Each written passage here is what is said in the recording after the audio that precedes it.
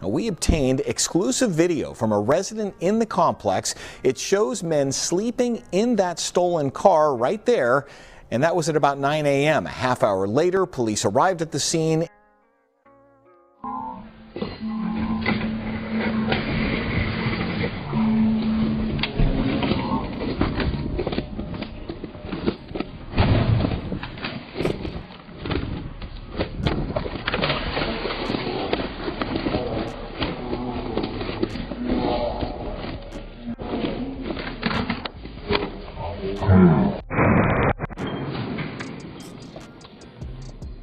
And as we've been telling you, in an incredibly strange twist to this story, police say the man who hit and killed that deputy this afternoon in Quarryville is the father of the man shot and killed yesterday by Cincinnati police. Now, whether the man in the car targeted that officer or this was just an unbelievable, bizarre coincidence, that is really yet to be known. All right, thank you so much.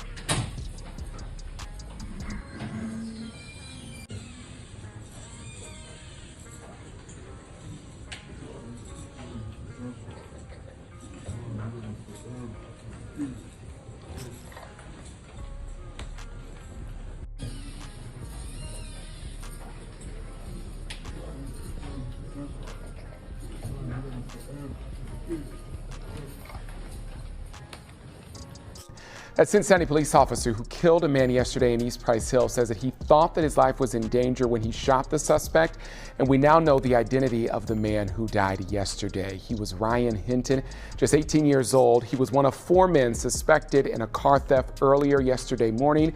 Police shot and killed him when they say that he pointed a gun at an officer. You shot straight, but you shot late. Hi, Lib. This is the Rundown Podcast. I'm gonna give you the rundown. Rodney Hinton Jr. was at his arraignment with his head held high. That's right. And he looked those deputies who were flanked all across that courtroom. He looked them right in the eye, right? And he was saying that they report that he said, but he's never coming back. And they don't know who exactly Rodney was speaking about, if he was talking about his son or if he was talking about the officer that he just recently ran over, mowed over, plowed over with his vehicle, and now he's being charged with aggravated murder. And as you heard the judge said, look, we're going to give you no bond right now for your safety, because the way that Rodney was looking those cops in the eyes, you know, in a threatening manner, it seems as if some of those cops were staring Rodney down as well. And it looks like, you know, Rodney headed out for vengeance, and vengeance is mine, says the Lord. But Rodney Hinton Jr. took matters into his own hands that day, the following day, after police said that they were threatened, that his son pointed and had a gun at the police officer there, which caused the police to fear for his life and ended up killing his son, Ryan Hinton. Yeah, Kyle, first I want to tell you that it contains graphic video, so please use discretion in watching this story. It's a lot for younger eyes to see. Now, that said, it's video from the camera of the officer who is running, and it's not overly clear. This, again, is all related to that officer-involved shooting from yesterday. We now know that an Edgewood, Kentucky man reported his Kia SUV, that one right there, stolen early yesterday morning. Police tracked the car's GPS to the Westview condos in East Price Hill. Now, we obtained exclusive video from a resident in the complex. It shows men sleeping in that stolen car right there, and that was at about 9 a.m. A half hour later, police arrived at the scene. In the next 6 seconds, lives would change. Police say the 4 men jumped from the stolen car and ran when they were told to stop. Now, one of those men, Ryan Hinton, was shot by police. This is the gun that he had recovered at the scene, that police recovered at the scene. He also had 2 full magazines and a round in the chamber. Now to the video. First, we're going to show you the body cam video that was worn by that officer who shot and killed Hinton. That will be followed by Chief Thege's answer when I asked whether the suspect pointed his gun at the officer, and then I'm going to help clarify what the chief said.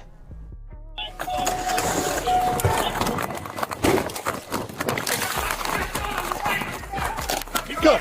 The officer is running, so the body camera is kind of jolting as the officer's running. What that leaves us with is a very blurred image, unfortunately. However, based on the officer's interviews, the officer who did discharge his firearm said that when the individual came out between the dumpsters, he had the firearm in front of him. He was in like a bladed position, and it was pointed at the officer. And he felt threatened for his life, and that's why he discharged his firearm. The chief said the suspect was in a bladed position. It's an important distinction, and here's what that terminology means. Let's pretend you're the officer and I'm the suspect. I come running through these dumpsters. When I come out on the other side, I'm pointing my gun at you in a bladed position, threatening you theoretically. I do not need to turn to you and square up in order to threaten you with my gun.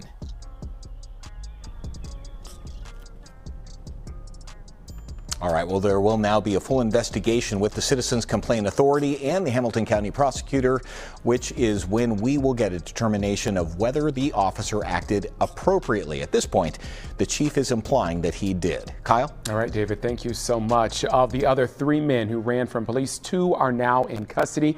They are DeAnthony Bullocks, 19 from OTR, and Jarrell Austin, 18 from West Price Hill. Both are charged with obstruction and receiving stolen property. The 4th suspect is still on the run right now. Rodney seen that footage, him and his other family members. He lost it, you guys. So he must have seen something on there that he didn't agree with, that he thought, look, this is straight up murder. You murdered my son. Now it's an eye for an eye. And that's exactly how I feel Rodney Hinton Jr. might have felt that day. You found out your baby boy is now deceased at the hands of a police officer. And just because he had a gun in his hand and he was running, did he actually point it at the officer? Well, as we will hear the chief say, she's going to explain that if the officer felt like, that he had the gun pointed at him and his life was in danger, then he had the right to protect himself and anybody else around at that time and neutralize that threat, which was young Ryan Hinton. Now, I ain't gonna give you no narrative. I'm gonna give you the rundown.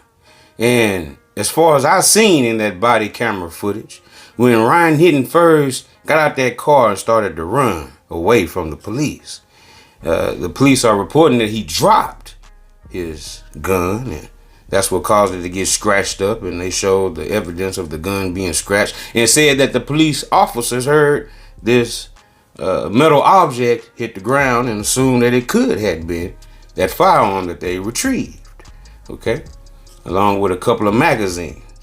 And what I seen is when he first stumbled and fell down to the ground, young Ryan Hinton should have gave up then. I don't know what made him and possessed him to jump out of the vehicle in the first place as a young black man with a gun in your hand. And everybody's getting out scattering like roaches. And you think these people are going to say that they were in fear for their life some type of way, right? And you have a gun, for sure. And that's why I said in the beginning of the video that the father felt like, I don't care if my son was right or wrong, if he had a gun or not, running or not. You shouldn't have been shooting at my boy. You shouldn't have shot at my boy. And then I guess the father felt like, well, I don't see my son pointing a gun at the officer. Maybe he felt like when he viewed the footage, him and the family, because, I'm going to read the report when the family said he stormed out of the video surveillance footage review that the police went over with the family, right? And obviously the father felt like, nah, I ain't buying that.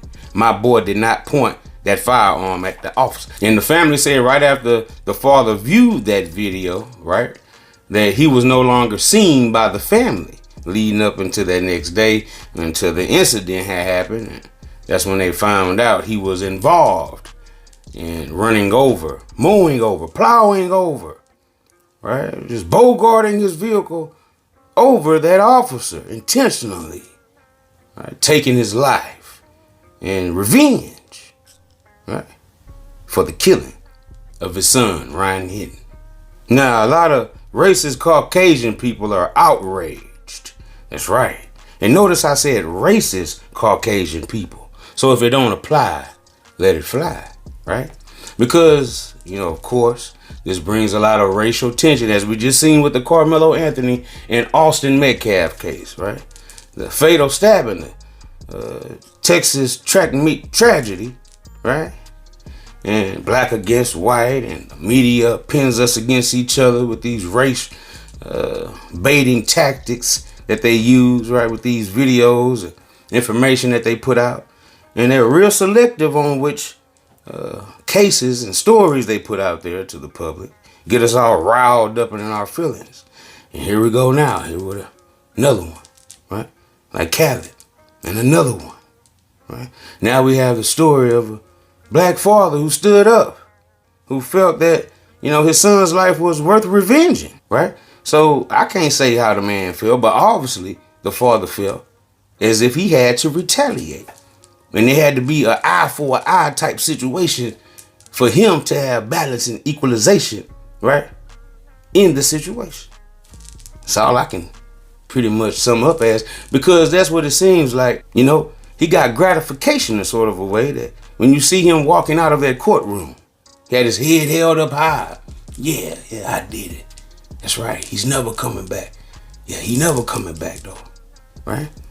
That's what they said he was saying. So he was pretty confident, as if, this was done intentionally. And this is why he got the aggravated murder charge. After a night of crime, apparently, that Ryan Hinton and the rest of the gang there, they had that stolen Kia there parked in that apartment complex there. Back then, they were catching a nap. That's right. And it said that, the neighbors are the ones that seen these guys napping, sleep off in this vehicle, and obviously they were concerned. And not only were they asleep, this vehicle is coming back stolen. This is a stolen vehicle that these boys are sleeping. What's really going on? So the first people who pulled up, they backed off because they wasn't in, regular law enforcement police vehicles. They were in regular unmarked vehicles, is what, they're saying. So they were being careful that these guys didn't, take them for somebody else, right? Not law enforcement, and start firing upon them, right? So when they backed off, the officers pull in, block them off. Obviously they get out and wake them up with those guns, right? Pointed. Guys bail out of each door going different directions. Just so happens that Ryan Hinton runs into the direction, right, of an officer. And another officer yells out, "He's got a gun. Watch out, on your right, on your right." 4 to 5 shots is all you hear after that. Young Ryan Hinton is now dead. All the other suspects who bailed out of the vehicle, they went and ran through a wooded forest area, as reported, right, and was later apprehended with help from the community and drones and cadaver dogs, right, K9s, things of that nature, and search teams. And these guys, 2 of them were found. Then later, 1 more was also booked in for the evading arrest, right, that caused Ryan Hinton to lose his life. Our local law enforcement officers are grieving this evening after a Hamilton County deputy died after he was hit by a car.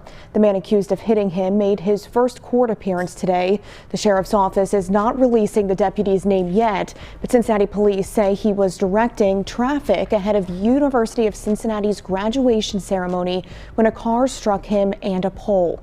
The deputy and the driver of the car were taken to UC Medical Center, where the deputy died.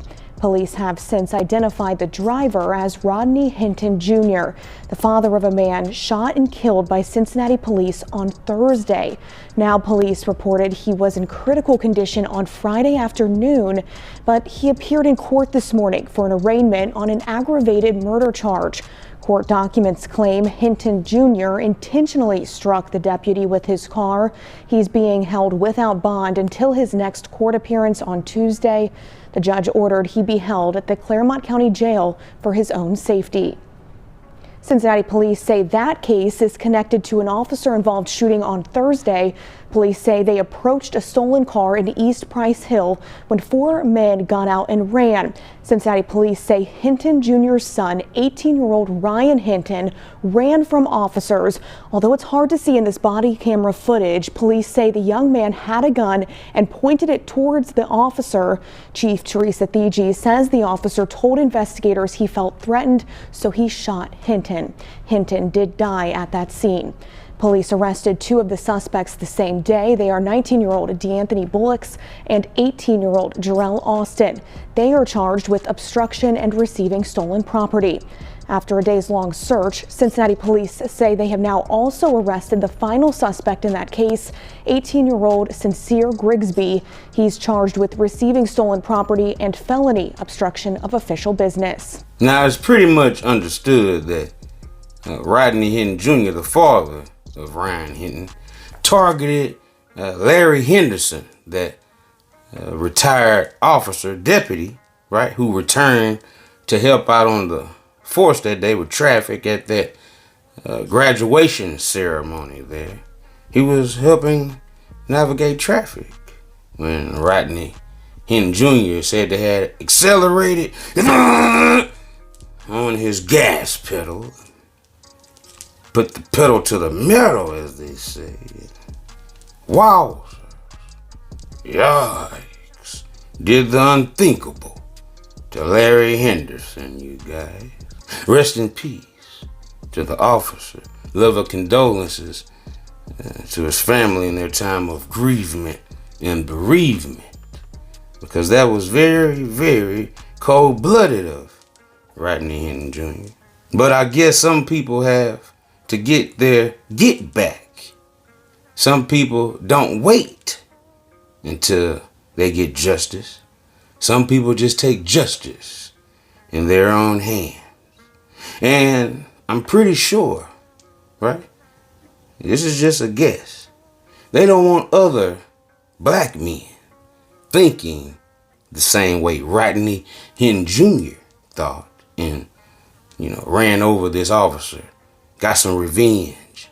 They don't want to trigger other black men, is my opinion, to do the same thing, right? Now, when I first heard this story, I got it wrong in my mind because I was thinking that they were saying that the father, right, Rodney Hinton Jr., had targeted the actual cop, the actual officer who shot his boy. But I thought about it, I said, nah, usually after, officer-involved shootings, they put these guys on administrative leave, investigation, leave and things of that nature. So I don't see him, back out there working nowhere, not even traffic or at a desk job after shooting somebody.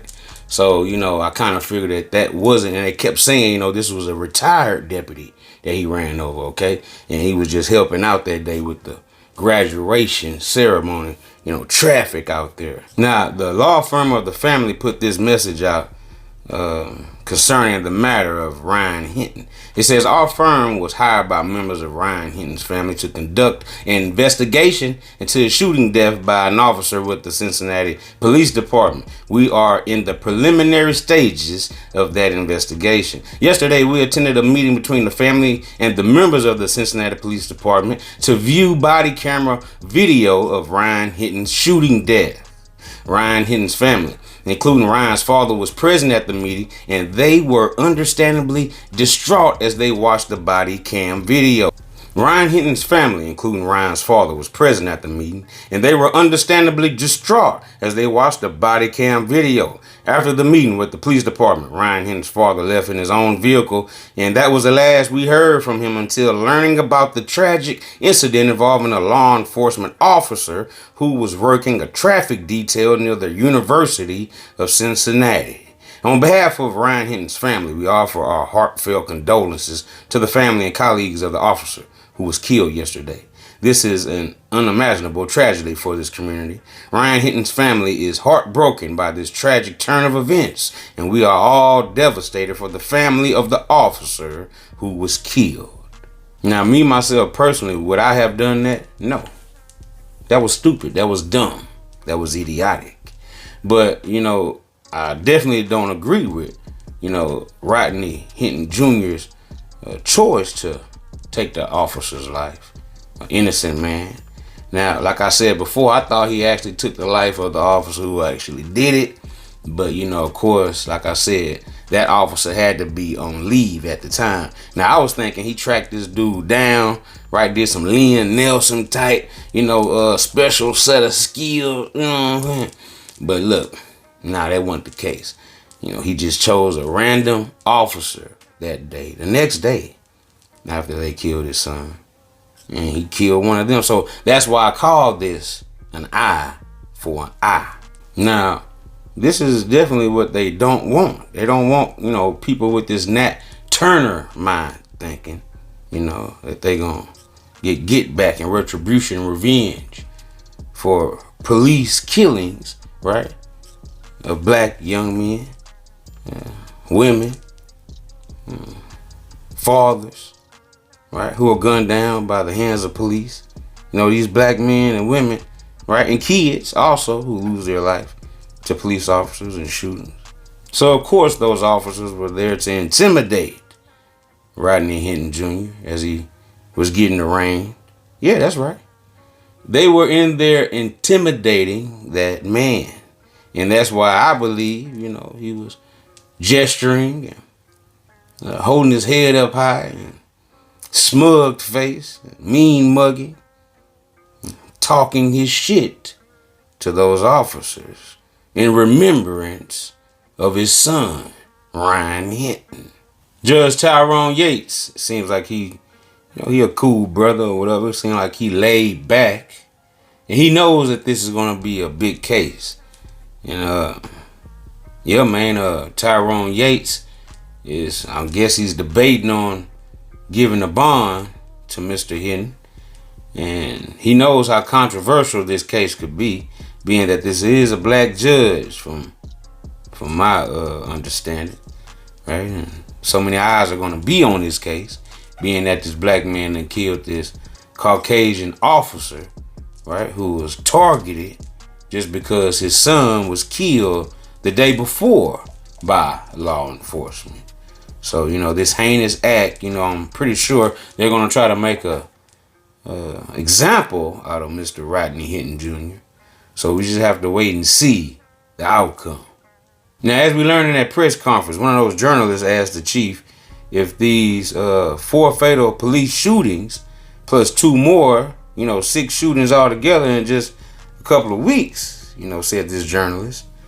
He was asking if, the chief felt like it's an uptick on police-involved shootings there in Cincinnati, Ohio, So, yeah, man, it doesn't look good at all. And here's another case where, this young lady, a Caucasian female, that's right, Kelsey, she was gunned down by law enforcement because guess what she did? That's right, she pulled a gun. She allegedly pulled the gun out while she was going the wrong way on the interstate. And the police pulled her over, rammed her, right? Got her to pull over. This was kind of similar to what happened with Ryan Hinton and him having a gun and the police saying allegedly he pointed the gun at them, leading to them, ultimately having to neutralize the threat and therefore leaving Ryan Hinton deceased, right? And the question was posed during that press conference, hey, well, did he just have the gun running with it, or did he actually point it? Because we didn't actually see that. That's what the journalist was getting at. We didn't actually see Ryan pointing the gun. So did he just, this officer feel like, since this young black guy had a gun, he was just threatened anyway. He felt threatened anyway, pointed at him or not, right? This is what I think that journalist was getting at, asking the police chief that question. So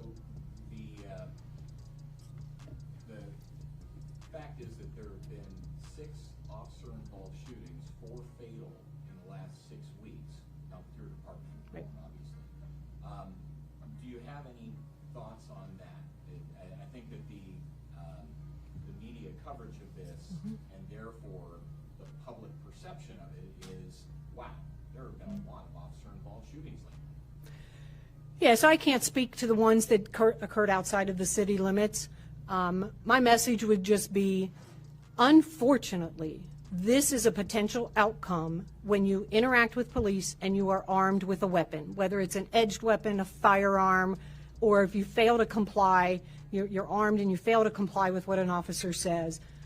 This is where we end up, and it is unfortunate, it is preventable, and no officer wants to go through this. I don't want families to go through this, but at the end of the day, we have to provide the safest city that we can provide. Yesterday morning, following a report of a stolen vehicle, Cincinnati police officers were involved in a shooting in East Price Hill that resulted in the death of 1 man. I'm here with Police Chief Teresa Thigi, Councilmember Scotty Johnson, City Solicitor Emily Smart-Warner, and Assistant City Manager John Brzezina. We as a city take the loss of life extremely seriously in every circumstance. It is always a tragedy, and it's a tragedy here today. And the processes we have in place because of the collaborative agreement are here to ensure transparency and clarity as we move forward.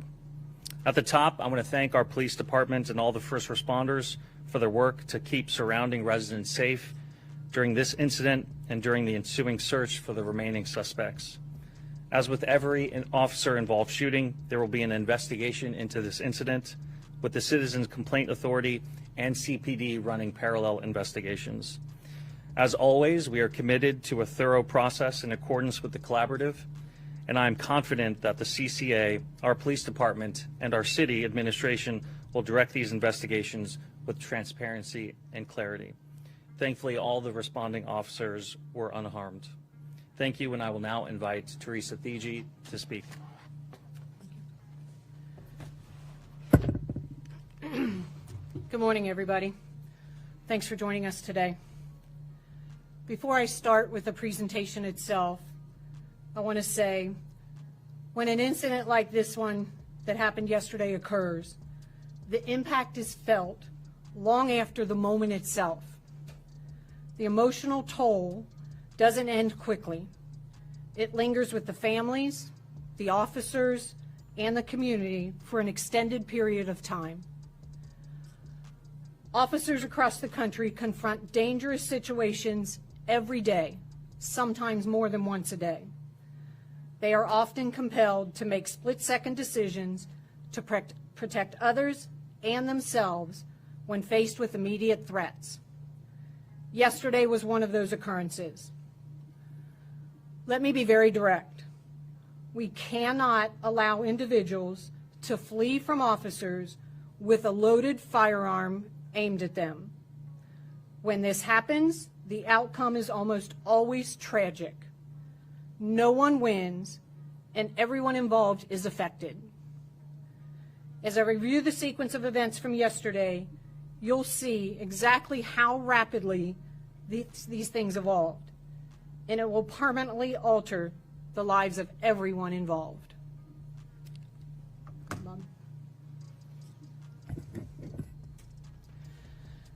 So to give you an idea, this is 2500 Warsaw. I'm going to step out in front for a minute. Warsaw Avenue is down here. This is the long driveway. It goes up a hill.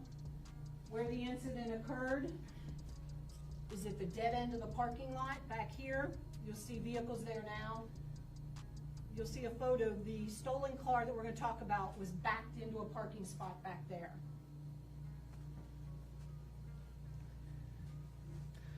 As you can see, this is a stolen Kia. It was stolen out of northern Kentucky yesterday. You can see we have 2 uniformed cars there. Prior to those uniformed cars arriving, we had 2 undercover cars that pulled into that dead end, saw the vehicle. They backed out. They saw that there were individuals inside the vehicle, so they backed out and let the uniformed cars make the approach, which is the tactically sound decision to do. The cars are positioned the way the officers are trained. We are trained to use our vehicles as cover from any threat. That's what those officers did with the cars at that time. This is body-worn camera from officer number 2. Go ahead, Bobby. He's got a gun. He's got a gun on your right. On your right. He's got a gun. So just to give you an idea, we have the 2 uniformed cars.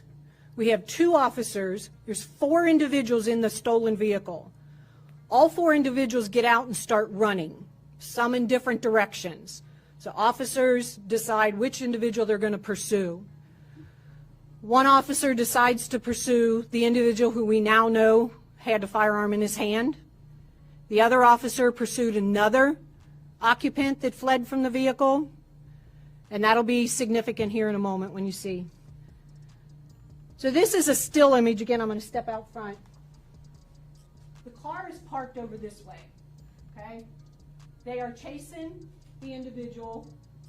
So officer number 1 is chasing this guy right here, okay? This is the guy we ultimately end up shooting. The other officer, who actually fires the shot on this individual, is chasing a different individual further out this way, in this direction, okay? As this officer is chasing him, he sees a firearm in his hand, and he yells, "Gun, gun, he's got a gun." This individual slips, trips, whatever, falls on the concrete right here. Other officers that were also there say in their interview, they heard the firearm hit the concrete. They heard the metal from the firearm hit the concrete. This individual gets up, still has the firearm in his hand, and continues to run through the dumpsters. Go ahead, Bonnie. So these are some still photos. This is the officer who originally saw him with the firearm in his hand, calling it out. He runs through the dumpsters. This officer knows that there's another officer here that is going to ultimately encounter him when he comes through the dumpsters. So he makes him aware of that. He shouts out to him, "On your right, on your right." He's on your right. And that's where this individual comes out from between the dumpsters. This is the other officer, the one who fires the shot. This is his body camera as he approaches the scene. Get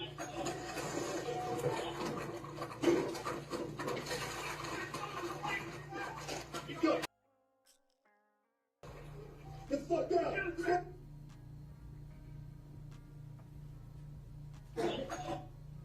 This is the firearm that was recovered at the scene after the individual was shot. This is what he had in his hand while the officers were chasing him. It's just a photo of it here at Criminalistics. Remember I told you he fell on the concrete and the officers said that they heard the metal hit the ground? There are 3 spots on here where this gun has scratches on it. We believe those occurred when he hit the ground with the firearm. What type of firearm is that, Chief? Semi-automatic. I don't know the make and model. This is a second. Sorry, Bobby, can you go back 1 frame, please? This magazine was in the firearm. That's an extended magazine, so it holds more rounds. Go ahead. This is a second magazine that was located in his sweatshirt pocket, his jacket pocket. And that is the magazine from that second magazine. This is another firearm that was located inside the stolen vehicle. This is a firearm that was also stolen out of northern Kentucky sometime yesterday, early yesterday morning. Approximately, we believe, based on timelines, this was stolen from a vehicle in northern Kentucky, and then they went on to steal the vehicle that's involved in the incident. So because we are still attempting to 100% verify the individual's identity, the individual who we shot, we're going to list him as John Doe until we can 100% verify that for you. The other 3 individuals that were in the car all ran. This was an extensive search for these individuals. I don't know if anybody's familiar with 2500 Warsaw. It is steep terrain, both directions from that parking lot, heavily wooded. They ran into that area in different directions, and we happen to have as hours of the day that we had several canines available and our drone operators available. So we deployed both of those, got some assistance from community members who were calling us, and we ultimately apprehended this gentleman as well as this gentleman. We still have another person we're looking for. We are attempting to positively identify him, and we'll continue to search for him. As you know, per Marcy's law, we're not going to reveal the officers' names, the officers who were involved, but here is their information. Been on almost 11 years, fugitive apprehension. Been on almost 24 years, fugitive apprehension. This is the scene afterwards. I want to point out this incident, from the time they bailed from the vehicle and police were chasing them to the time the individual was shot, 6 seconds. 6 quick seconds. But the officer's responsibility didn't end there. They did very admirably trying to save this gentleman's life by administering different variations of medical aid until the fire department responded. And this is the, you can see the medical debris, and then this is where the firearm was.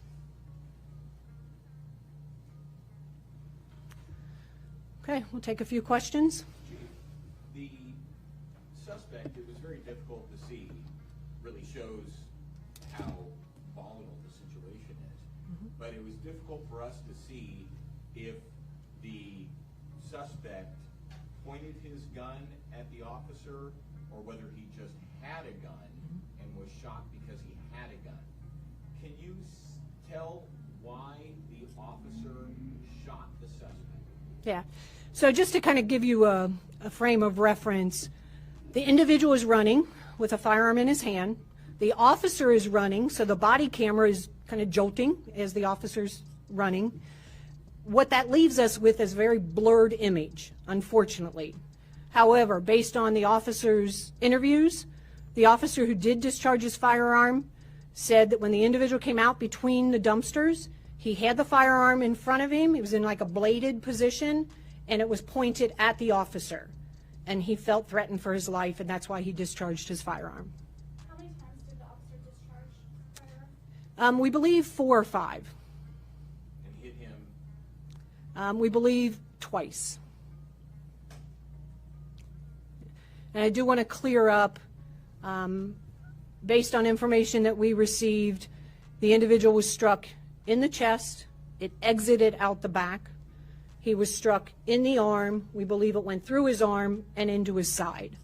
So those were the two rounds that hit him. There was no indication that he fired his gun? Correct. No indication. But I would like to add a caveat. We do not expect the officers to wait until they're fired upon before they feel the necessity to fire. Is there like a standard protocol for how many times an officer, when someone else is pointing a gun at them, how many times an officer should fire upon? They are trained to stop the threat. So there's no standard number of times to shoot? No. No. Until they feel their life is no longer in danger. So I'm going to go back to the original question. So, Chief, would it be standard protocol to shoot a suspect if they are armed with a handgun and running if the firearm were not threatening the officer directly? Yeah. So this is where we have to go to the state of mind of the officer at the time. What are they seeing, feeling, hearing? If they feel like their life or somebody else's life is in danger, they have a responsibility to stop that threat. So I can't answer how every situation should be resolved. It's based on the officers, and some of that includes their training, their experience, their tenure, things like that. So the officer says that he saw the suspect point the firearm at him. Yes. Does the video and or other officer testimony back that up? I'm not going to get into that now. You saw the video. This is what we have to work with. Because it is an ongoing investigation, I'm not going to get that far into details right now. Chief, can you speak to what alerted officers to the stolen vehicle at this apartment complex? I know that's why they responded initially. Can you say what prompted that response? Yeah, so this is a stolen vehicle out of Edgewood, Kentucky, yesterday morning, and it has GPS capability. So the owner of the vehicle notified us, as well as they called 911, but that, because they were in Northern Kentucky, that call went to Northern Kentucky. So it was the vehicle owner's capability to track it via GPS. Do you know if any of the, I know we haven't identified the man who was killed, but do we have any indication of whether the other suspects had a connection to this apartment complex specifically, or why they were there? Yeah, we do not have any indication right now as to whether or not they have connection to that complex. It seemed to be quite a quiet, nice complex. You found 2 handguns. One of them you said was stolen at approximately the same time the car was stolen. How about the other one? So we believe the firearm that was stolen approximately 6:30 a.m. yesterday morning somewhere in Northern Kentucky. The vehicle we believe was stolen maybe a couple hours later, again in Northern Kentucky. But that's all we know. Which of the firearms was the stolen firearm? The one that was left in the car, not the one that the deceased had. Do we know the origin of the one that the deceased had? Not yet. We still have our investigators working on that. Chief, do you have any update on the search for the suspect? There you are. We do. We're working, like I said, to identify him, and we will use whatever resources we need to try to locate him. Can you talk about how the 2 suspects were apprehended, where they were apprehended, and what they... Yeah, so they're quite agile. They covered a lot of ground. Like I said, it's heavily wooded, and it's quite a terrain, hilly terrain. One of them I know made their way up towards the summit area, still in East Price Hill. They were all still in Price Hill, but I don't know the exact addresses where they were apprehended. We used a lot of resources to locate them. So the fact is that there have been 6 officer-involved shootings, 4 fatal in the last 6 weeks. Not with your department, Right. obviously. Do you have any thoughts on that? I think that the media coverage of this, and therefore the public perception of it is, wow, there have been a lot of officer-involved shootings lately. Yeah, so I can't speak to the ones that occurred outside of the city limits.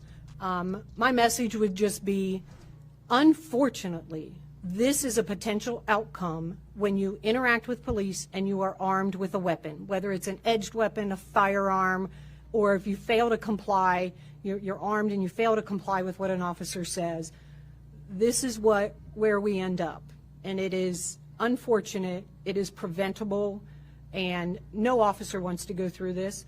I don't want families to go through this, but at the end of the day, we have to provide the safest city that we can provide. Last question. The officers knew before rounding that dumpster that he was armed. The other officer had yelled out, and also he had fallen in front of the dumpster. They heard the weapon. Was there any other option, like when they realized he was armed, than going around the side of the dumpster to confront and chase down the suspect, knowing he was armed? Like, I mean, it wasn't like he was running into a crowd of people. It was an empty wooden Okay. area. All right.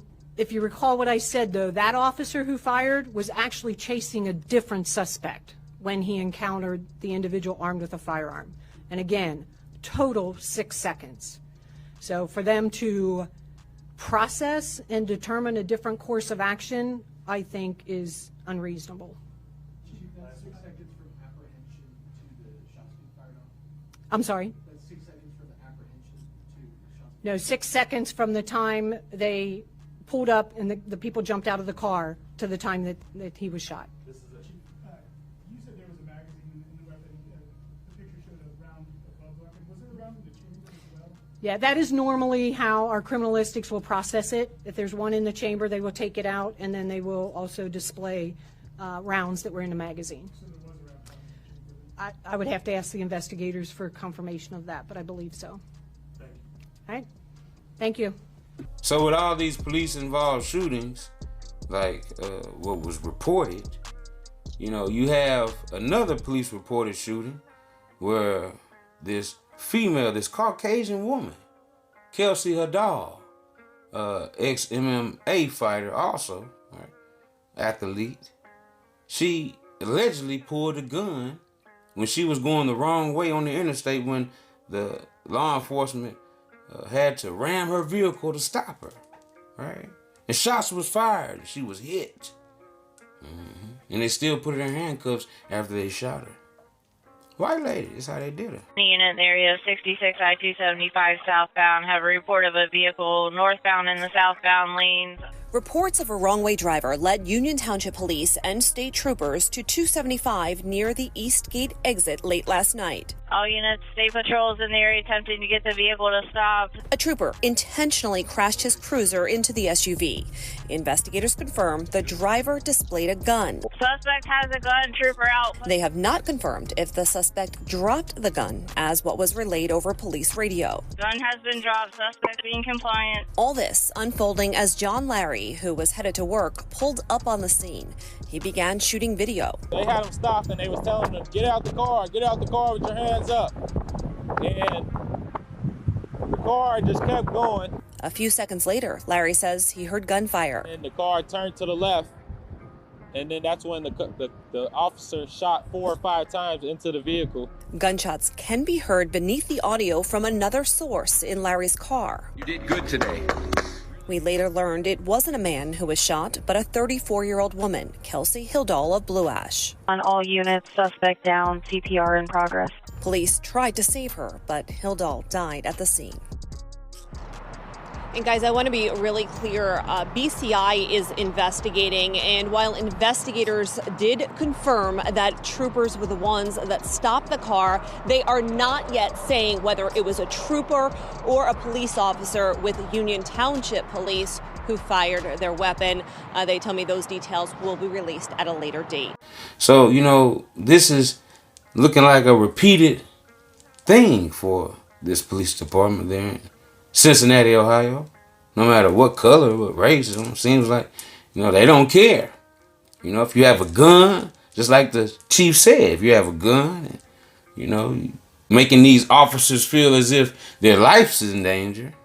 Now, when that chief did the first press conference after Ryan Hinton was shot by police there, they never once mentioned that, you know, they're sending their prayers to the family, or condolences to the family of Ryan Hinton, right, who died at the hands of police officers.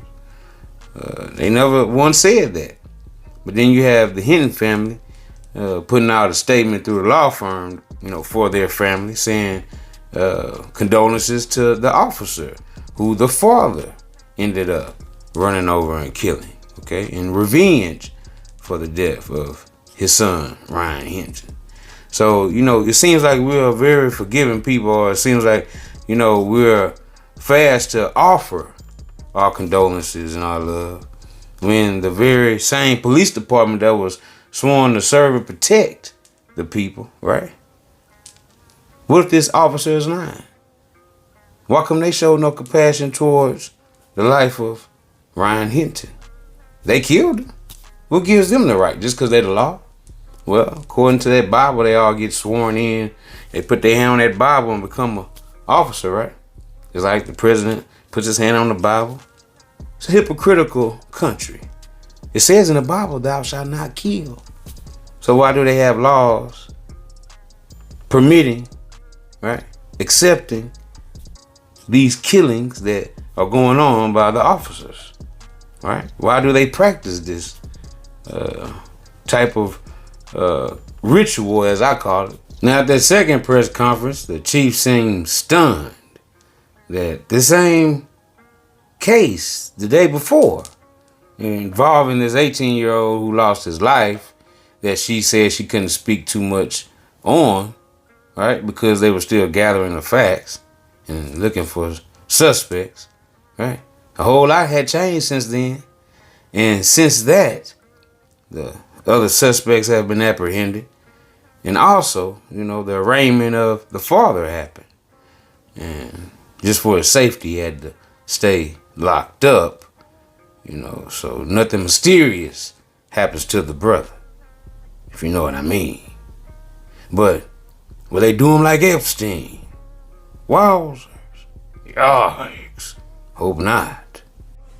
The separate session of the Hamilton County Municipal Court is now in session. Judge Tyrone Yates is presiding this morning. We ask that you turn off all cell phones. You may be seated.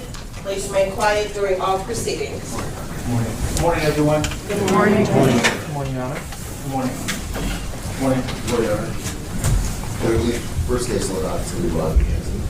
Okay. Thank you.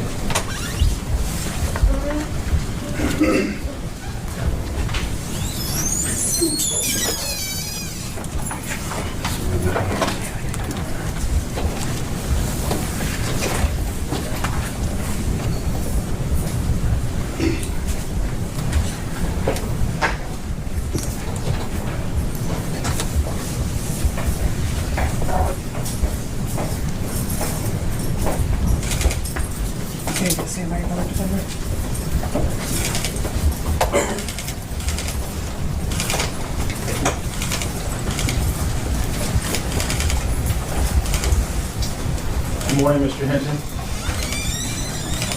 Good morning. He said good morning, Judge. He's very soft-spoken. Okay. All right. Thank you. All right. Anything as to probable cause? Your Honor, we'll waive probable cause this morning. I have submitted designations for John Kennedy and Timothy Bicknell. They will be the attorneys of record handling Mr. Hinton's case. I'll be handling the arraignment this morning. All right, thank you.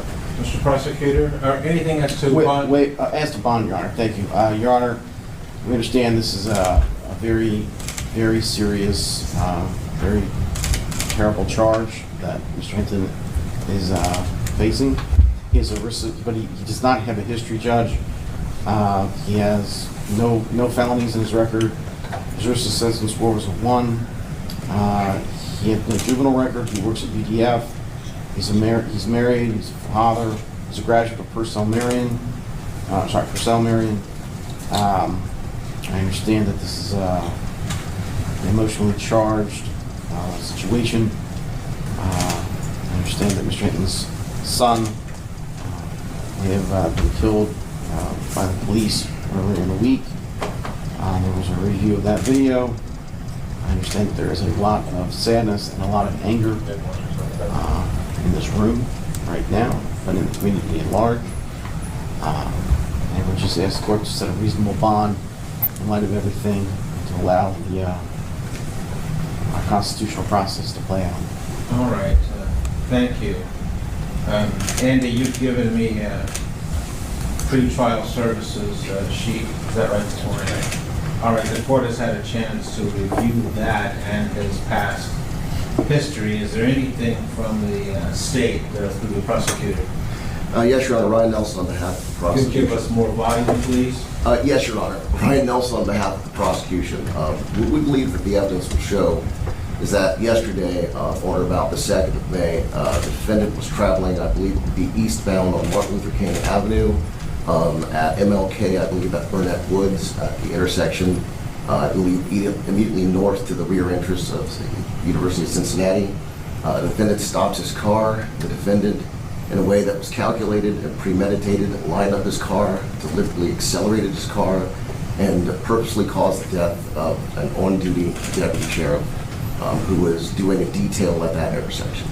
As such, we are going to be seeking indictment for aggravated murder, and we would request, in accordance with ORC 2937-222, for a no bond hearing. That rule requires that hearing be set within 3 business days, so we are seeking to set that date on the 6th of May of 2025, that would be next Tuesday. According to reports, it was a planned attack that Rodney Hinton Jr. went on. And he lined his vehicle up perfectly, is what they're saying. So where the officer was located at, accelerated on the gas and ran over the officer, striking and killing him. No bond until Tuesday, when we'll review the statute for a continuing no bond under these unusual and very tragic and terrible circumstances. Where will the defendant be housed, and will he be safe? And I ask that because he was transferred, as I understand it, to Clermont County yesterday. That's correct. On my order. That's correct. And will he be returned to Clermont County until Tuesday? It's our understanding he will be returned to Clermont And County. you have a safe environment for him there in Clermont County? Yes, sir. You'll return him on Tuesday, May the 6th at 8:30 a.m. for a hearing at 9 o'clock in the morning? Yes, sir. All right, thank you.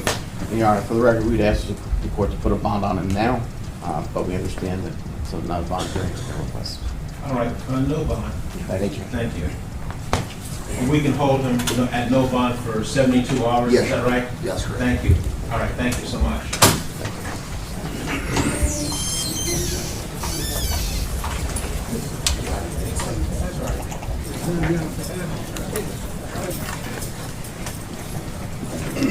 Thank you, Young.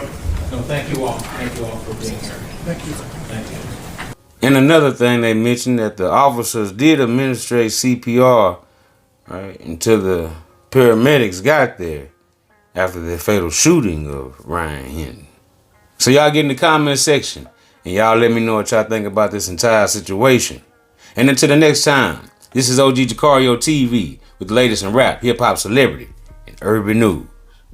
You're watching the Rundown Podcast. I appreciate everybody for spinning with me. I appreciate all my subscribers for sliding with your boy every time. And say, man, hey man, keep hitting that like button, keep hitting that subscribe button, and look, turn on post notification so we can slide whenever I get the drop. You already know what it is, man. It's deeper than Buddha, you hear me? And guess what? I'm gone.